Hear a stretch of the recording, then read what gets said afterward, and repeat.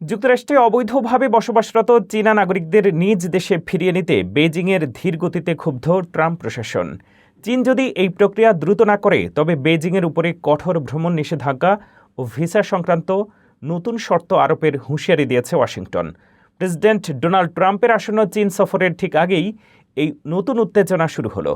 রয়টার্সের রিপোর্ট অনুযায়ী যুক্তরাষ্ট্রে বর্তমানে প্রায় 1 লাখের বেশি অনিবন্ধিত চীনা নাগরিক রয়েছে, যার মধ্যে 30,000 জনের উপর চূড়ান্ত বহিষ্কারের আদেশ রয়েছে।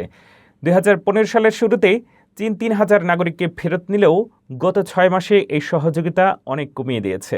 মার্কিন কর্মকর্তারা একে আন্তর্জাতিক দায়বদ্ধতার লঙ্ঘন হিসেবে দেখছেন।